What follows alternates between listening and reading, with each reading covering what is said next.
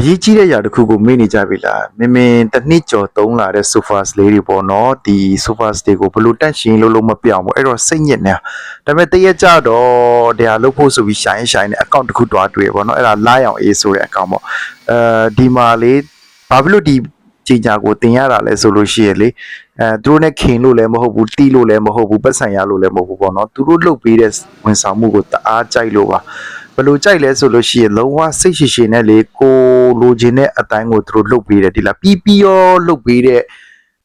လူမျိုးတွေမဟုတ်ဘူးတိချာလေးလုပ်ပေးပြီးတော့လေကိုစိတ်တိုင်းကြကိုလေဘယ်နာလေးညစ်ပင်နေဘယ်နာလေးပေါ့နော်တချို့ရိုင်ဆိုကိုမပြောဘဲနဲ့သူတို့မျက်စိထဲမှာလေညစ်ပတ်နေတာမြင်တာနဲ့ကိုလေလုံးဝပြောင်းလုပ်ပေးရနောက်တစ်ခုကလေသူတို့တန့်ရှင်းရေးလုပ်ပြီးသွားလို့ရှိရင်လေအဲ့နေရာကိုလေလုံးဝကိုပြန်ပြောင်းနေအောင်လေဒီလား after မှာဆိုရင်လေတိချာလေးလုပ်ပေးခဲ့တာပေါ့နော်ဒါလေးကတော့ reset လေးပါပေါ့နော်အရန်ကြိုက်လို့ပြန်လဲမျှဝေပေးခြင်းဖြစ်ပါတယ်တခြား nail ဆိုင်တွေအနေနဲ့လည်းမိမိတို့ဆိုင်တန့်ရှင်းခြင်းနဲ့ဆိုလို့ရှိရင် sofa stay တန့်ရှင်းခြင်းနဲ့ဆိုလို့ရှိရင်ဒီအကိုရိုစီမှာဆက်တွယ်ပြီးတော့ပေါ့နော် service ယူလို့ရပါတယ်အရန်စိတ်ရှည်ပြီးတော့တကယ်တိချာလေးဝန်ဆောင်မှုပေးတဲ့ service လေးမို့လို့ကြီးညာပေးတာဖြစ်ပါတယ်အားလုံးကိုကျေးဇူးတင်ပါတယ်